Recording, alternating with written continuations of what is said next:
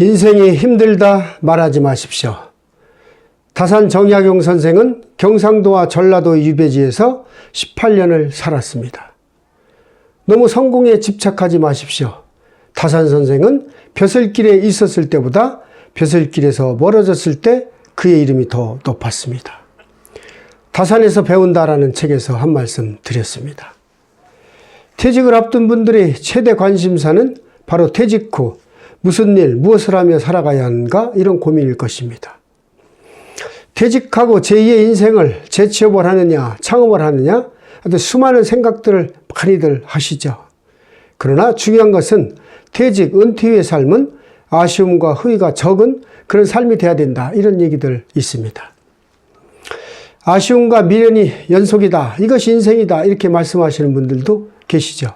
그러나 퇴직 후 제2의 인생은 후회가 적은, 미련이 적은 그런 삶이 돼야 된다 그런 말씀을 드리고 싶습니다. 퇴직 예정자들이 가장 선호하는 교육 프로그램을 조사해보면 사회공헌 일자리 부분이 1순위로 나왔고 그 다음에 드론 전문가, 반려동물 전문가, 또 유튜버, 바리스타 이런 과정들이 상위 순위에 올라 있는 것을 봤습니다. 제 생각도 퇴직 후의 삶은 자신의 경험과 경력 이런 것을 활용해서 사회에 공헌하는 그런 일을 하면서 어느 정도 경제력에 도움도 되는 그런 일을 하면서 사는 것이 좋겠다는 그런 생각을 가지고 있습니다. 퇴직 후 무슨 일을 하면서 살 것인가 이것은 100% 다 본인들이 결정에 달린 거죠.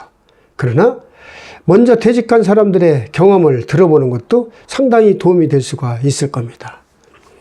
각종 매체를 보면 죽기 전에 가장 후회하는 것 몇 가지, 지금 안 하면 후회하는 것, 60대, 70대, 99%가 후회하는 것 몇 가지, 뭐 이런 것들 많이 보셨을 겁니다.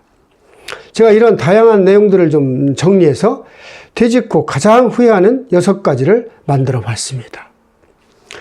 60대 이후의 삶은 60대 이전의 삶과 같이 이렇게 후회가 많고 미련이 많은 그런 삶이 돼서는 안 되겠죠. 왜냐하면 한 번 더 또다시 실패하게 되면 다시 회복하기에는 남아있는 시간이 너무 적기 때문입니다. 퇴직 후 가장 많이 후회하는 첫 번째, 그것이 바로 퇴직 후 활동 계획을 세우지 않았다였습니다. 퇴직 후 행복한 그런 삶이 되기 위해서는 매일매일 활동 계획을 세워 생활하는 것이 필요하다. 이런 말씀들 많이 하시죠. 만약 퇴직 후 집에서 텔레비전 보고 동네 산책이나 하고 이런 생활하는 것도 과히 나쁘다 할 수는 없습니다.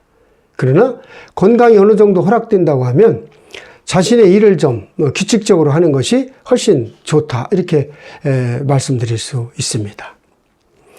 경제적 활동이 꼭 아니더라도 매일 할 수 있는 취미 활동을 한다든지 또 정기적으로 사회 봉사활동에 참여한다든지 이런 활동을 하는 것도 있을 수 있습니다.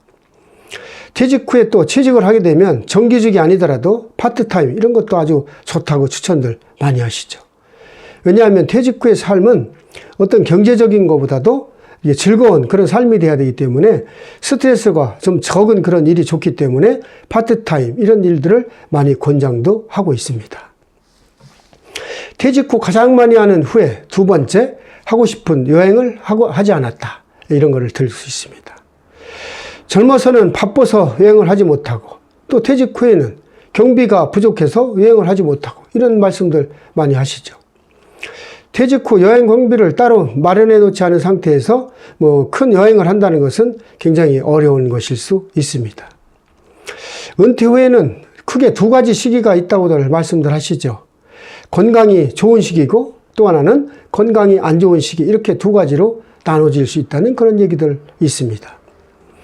퇴직 후 건강한 시기에 여행이나 하고 싶은 것들을 해야 되는데 되게 건강한 시기에는 이런 것들을 다 미루게 되죠. 그러고 나서 뭔가 여행을 하려고 이제 마음을 먹게 되면 그때 당시에는 건강이 많이 안 좋아졌기 때문에 여행을 할 수 없게 되는 그런 상황이 많이 초래할 수 있습니다. 그래서 퇴직 후에 후회하는 그런 것들 중에 한 가지가 바로 여행을 많이 하지 못한 것을 들 수 있는 거죠. 퇴직 후 가장 많이 하는 후회 세 번째, 노후의 여유 자금을 충분히 마련하지 못했다입니다. 많은 사람들이 노후의 여유 자금을 충분히 마련한다는 것은 있을 수 없는 일이죠. 그러나 어느 정도 기본적인 그런 생활을 할 수 있는 것만큼은 좀 준비가 돼야 되는데 퇴직 후에는 어떤 불특정 그런 일들이 좀 발생할 수가 있죠. 만약에 배우자가 갑자기 건강이 안 좋게 된다든지 또 자녀가 갑자기 결혼을 하게 된다든지 이렇게 목돈, 큰 돈이 들어갈 수 있는 그런 상황들이 초래할 수 있습니다.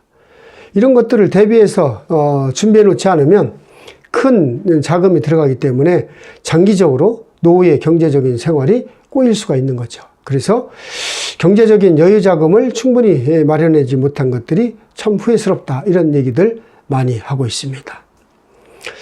퇴직 후 가장 많이 하는 후회, 네 번째, 너무 일찍 퇴직했다 였습니다. 정년이 돼서 퇴직하는 경우를 제외하고 많은 분들은 다 비자발적으로 중간에 퇴직하는 경우가 많이 있죠. 미국의 경우만 하더라도 3분의 1, 많게는 2분의 1 정도가 50세 전후해서 비자발적으로 퇴직한다는 그런 조사 결과가 나와 있습니다. 어쩔 수 없는 이유로 인해서 이제 비자발적으로 퇴직을 하게 되는 경우가 생기는 거죠. 그러나 결국 이렇게 50세 전후해서 일찍 나오게 되면 노후의 준비가 충분히 않기 때문에 너무 일찍 퇴직한다는 것을 굉장히 후회하는 것으로 들고 있습니다. 그래서 될 수 있으면 정년까지 근무할 수 있으면 근무하라는 이런 분들 많이 계십니다. 퇴직 후 가장 많이 후회하는 것 다섯 번째, 바로 첫해 지출이 너무 많았다 였습니다. 퇴직하고 1년 할 것도 무지 많죠. 가봐야 될 것도 많고 배워야 될 것도 참 많습니다. 그래서 어떻게 보면 이걸 체계적으로 계획을 세우지 않으면 퇴직 후 첫 해에 많은 비용을 지출하게 된다는 그런 사례들이 많이 있습니다. 첫 해에 많은 비용을 지출하다 보면 이것이 장기적으로 보면 자기의 노후의 그런 경제적인 흐름에 큰 그 변화가 있을 수 있습니다. 그래서 예상치 못한 그런 경제적인 어려움을 겪을 수 있기 때문에 퇴직 후 첫 해에 많은 그런 지출을 하는 것을 경계해야 된다, 이런 말씀들 하고 계시죠. 또 퇴직 후 가장 많이 후회하는 것 여섯 번째로 바로 도전하면서 살지 않았다, 이런 것을 말씀들 하십니다. 퇴직 전의 삶은 어떻게 보면 도전한 삶이라고 할 수가 없는 거죠. 남이 닦아놓은 그런 길을 평탄하게 걸어가는 그런 인생이었다, 이렇게 얘기할 수가 있습니다. 그러나 이렇게 편안한 그런 삶을 살아온 것을 많이 후회하는 분들이 계십니다.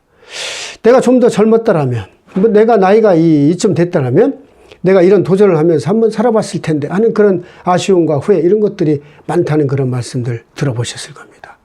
그래서 아마 도전하는 그런 삶을 살아보지 못했기 때문에 퇴직 후에 제2의 인생만큼은 자신이 진정으로 하고 싶은 그런 삶, 내가 진짜 하고 싶었던 그런 일을 좀 도전하면서 적극적으로 개척해 나가는 그런 활동을 해보라는 그런 말씀을 드리고 싶습니다.